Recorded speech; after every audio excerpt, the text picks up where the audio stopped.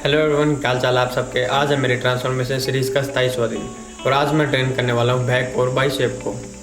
मैंने पिछली वीक में ऐसा बोला था कि मैं सिंगल मसल को ही अब ट्रेन करूँगा कुछ 20-25 दिनों के लिए, लेकिन कुछ रीजंस की वजह से मैं ऐसा नहीं कर सकता।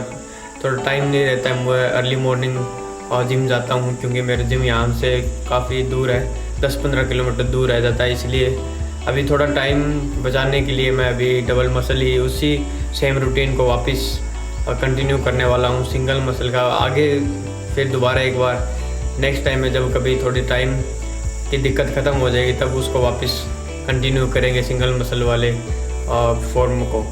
लेकिन एक हमारे माइंड के अंदर मिथ रहता है, मिसअंडरस्टैंडिंग या मिथ कुछ भी बोल सकते हैं हम हमारी बैक को लेके, कि हम जितनी ग्रिप को हमारी वाइड रखेंगे उतनी ज़्यादा हमारी बैक वाइड होगी। मुझे नहीं लगता कि ऐसा कुछ होता है वाइड रखने से या क्लोज रखने से। ऐसा थोड़ी होता है कि आप क्लोज रखोगे तो आपकी बैक है वो वाइड नहीं होगी, छोटी हो जाएगी। अगर आप वाइड रखोगे तभी आपकी बैक है वो वाइड होगी। नहीं, ऐसा कुछ नहीं होता है। हमें शायद मुझे ऐसा लगता है, मैंने फील किया और बहुत सारे बड़े बड़े बॉडी बिल्डर्स हैं वो भी ऐसा बोलते हैं। हमेशा ही हमें शोल्डर के हिसाब से हमारी ग्रिप हमें पकड़नी चाहिए और हमें जैसा कंफर्टेबल लगता है, हमें कंफर्टेबल होता है वैसे ही हमें ग्रिप रखनी चाहिए। ऐसा कोई ज़रूरी नहीं है कि हम वाइड रखें। कईयों के वाइड ग्रिप में सेट बैठता है, कईयों के शोल्डर के हिसाब से सेट बैठता है। तो हमें हमेशा अपने बॉडी के स्ट्रक्चर के हिसाब से हमें ग्रिप रखनी चाहिए।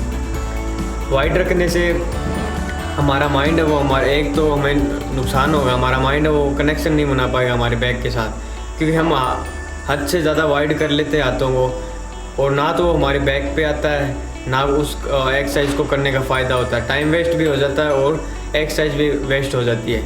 इसलिए हमें हमेशा ही हमारी बॉडी के स्ट्रक्चर के हिसाब से हमें ग्रिप पकड़नी चाहिए। और एक हम जब बैक की एक्सरसाइज करते हैं तो उसके अंदर हमें एक आर्क है उसको मेंटेन रखना होता है। चाहे हम बैक की कोई भी एक्सरसाइज कर रहे हैं, कोई भी, हमें उस आर्क को मेंटेन रखना होता है। जब तक हम बैक की एक्सरसाइज कर रहे हैं, 3 एक्सरसाइज करें, 4 करें या चाहे 5 करें, जिसके अंदर आर्क वो होता है, चेस्ट हमारी बाहर रहेगी और बैक हमारे अंदर रहती है। ये आर्क हमें हमेशा ही मेंटेन रखना चाहिए, तभी हम अपने बैक को काफ़ी अच्छे से ग्रो कर पाएंगे और काफ़ी अच्छे से हम उसको मसल को गेन कर पाएंगे।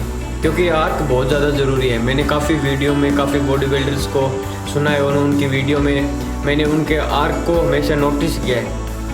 कुछ वीडियो ऐसे है जिसके अंदर उन्होंने बताया नहीं है, लेकिन बहुत सारे वीडियोस के अंदर मैंने उनको बस फॉर्म देखा कि क्या फॉर्म होता है। मेन काम ही हमारी फॉर्म का होता है। हमें हमेशा ही फॉर्म के ऊपर ध्यान देना चाहिए।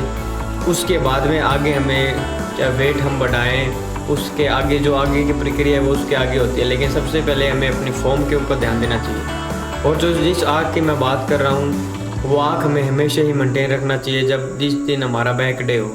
ये बहुत ज़्यादा ज़रूरी है। आप मेरी नहीं मानते तो आप खुद ट्राई करके देख सकते हैं, ये बहुत ज़्यादा ज़रूरी है। मैं हमेशा ही मेरा आर्क है ये ऐसे रखता हूँ, चेस्ट मेरी बाहर होती है और बैक अंदर होती है। काफ़ी अच्छा बैक के ऊपर आता है और मैं उसके साथ काफ़ी कनेक्शन बना पाता हूँ। तो ये कुछ चीज़ें हैं जो मैं नोटिस करता हूँ हर एक मसल के लिए, चाहे वो बैक हो, चेस्ट हो, शोल्डर हो, बाइसेप हो, ट्राइसेप हो, लेग हो। इन सब के लिए मैं हमेशा ही देखता रहता हूँ दूसरों को, जो बड़े बड़े बॉडी बिल्डर्स हैं जिनके पास हमारे से ज़्यादा नॉलेज है, उन्होंने अपना टाइम जिम के अंदर लगाया है, एक्सपीरियंस गेन किया है, उनको देख देख के मैं सीख रहा हूँ और हम सबको भी ऐसे सीखना चाहिए। तो आओ जिम की तरफ चलते हैं बैक और बाइसेप को ट्रेन करने के लिए।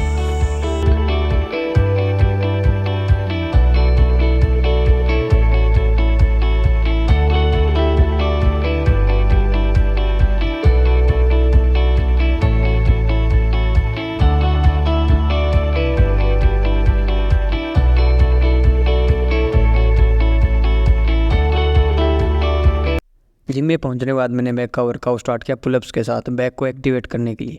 इनको कंप्लीट करने के बाद अगली एक्सरसाइज मैंने स्टार्ट करी लेट पुल डाउन, जिसके मैंने 3 सेट रखे।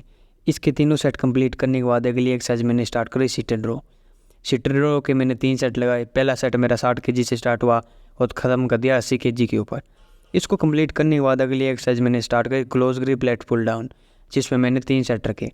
पहला सेट मेरा 40 kg से स्टार्ट हुआ और ख़त्म कर दिया 55 kg के ऊपर। इसको कंप्लीट करने के बाद अगली एक्सरसाइज मैंने स्टार्ट करी पुल ओवर, जिसके मैंने 3 सेट रखे।